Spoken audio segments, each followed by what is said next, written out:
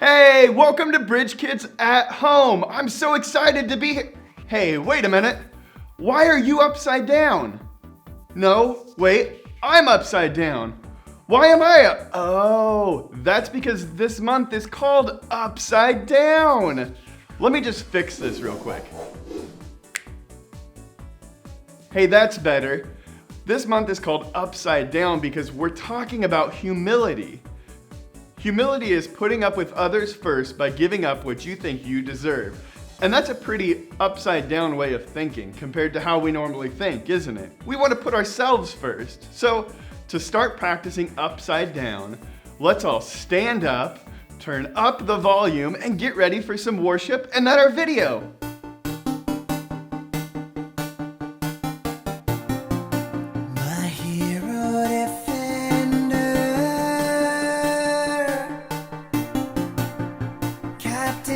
My soul,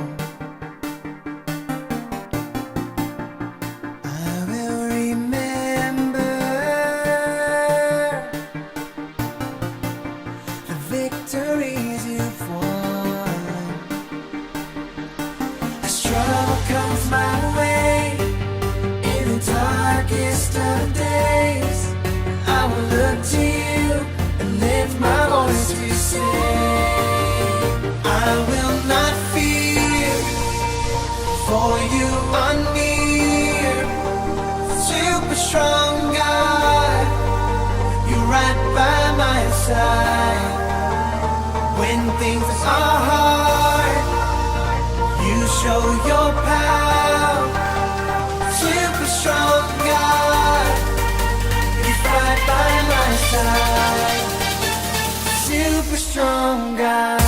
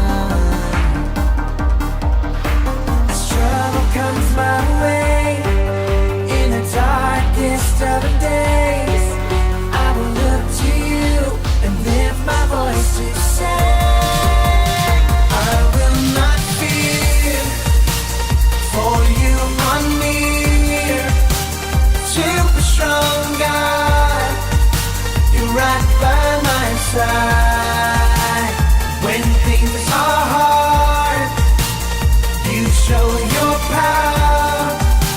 Super strong God, you fight by my side forever and ever. Super strong God, you're right by my side.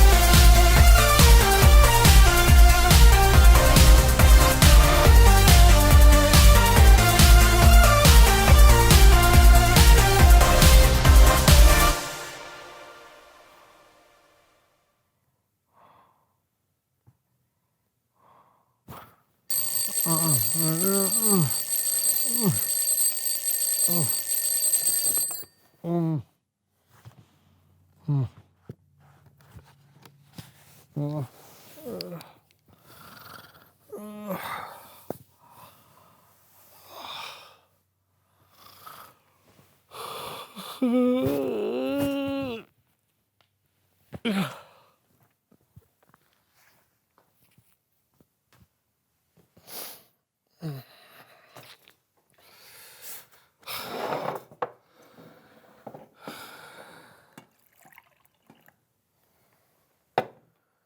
you.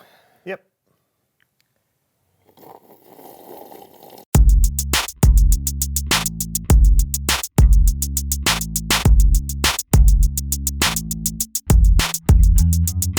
Hello, so-and-so friends. Hey to you and all of our viewers. From near and far. welcome to the So-and-So Show. I'm John. And I'm Brandon. And we have got a show for you today. that we do. Why don't you tell them about it, John? Oh, no, my friend, after you. I insist. No, After you. no, I insist after you. It's time to play a game we call After You! And now for everyone's favorite game show, After You. This is a game that requires humility, where you want to put the other person first. So, after you. What am I supposed to do?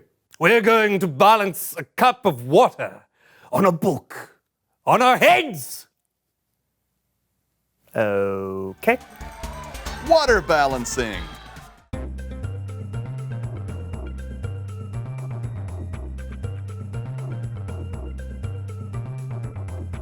After you! Yes! Holding your breath in a bucket of water.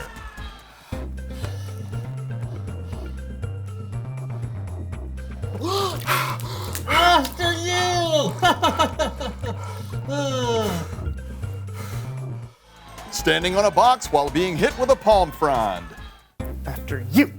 After you. After you. After you. Nope. Whoa, whoa.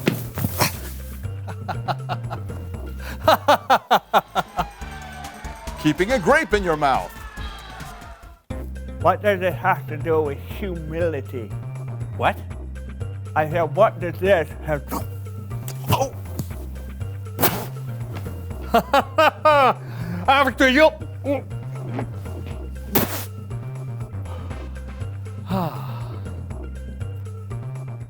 Thanks for playing After You. What a great game. Was it? Yeah, I'm so much more humble than you. I put you first every You time. did not put me first. Sure I did. No, you did not. Sure I did. You were the first to drop the water, the first to choke on a grape. I put you first in the game, which makes me first in putting you first. Wait a minute.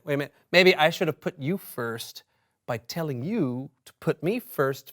But if you put me first, because I let you put me first, I'd still be first at putting you first, which means, oh! It was you who were putting me first all along. Well played, Brandon. Well played. Uh-huh. It's Bible story time with Kellen.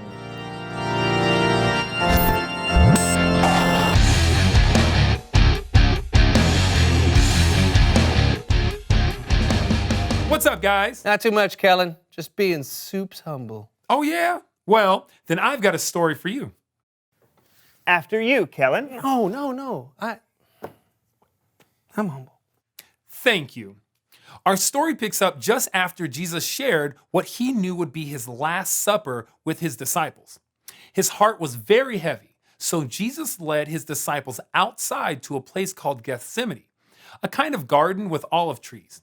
And Jesus asked Peter, John, and James to keep watch so he could pray. The disciples sat and waited, tired after a full meal, while Jesus went off by himself to pray to God. It was not a happy prayer. Something very bad was going to happen to Jesus that night, and he knew it. He was so sad, so anxious, and he prayed to his Father in heaven with all his might. My Father, if it is possible, take this cup of suffering away from me. But let what you want be done, not what I want. He prayed this way for what felt like an hour. But when he returned to his friends, he found them sound asleep. Couldn't you keep watch with me for 1 hour? Watch and pray. Then you won't fall into sin when you are tempted. The spirit is willing, but the body is weak. 3 times, Jesus asked his disciples to stay awake while he prayed, and each time, his friends fell asleep. And then it happened. Are you still sleeping? Look, the hour has come. The Son of Man is about to be handed over to sinners. Get up. Let us go. Here comes the one who is handing me over to them. The disciples watched horrified as Judas, one of their friends, came up to Jesus, followed by a large crowd armed with clubs and swords. Greetings, Rabbi. Friend, do what you came to do. Judas went to Jesus at once and kissed him. This was Judas' signal to the armed men that Jesus was the one they should arrest. When they saw the signal, they grabbed Jesus. That's when Peter leapt into action. Peter took out a sword and lifted it. He swung the sword at the servant of the high priest and cut off his right ear. Yeah. Go, Peter.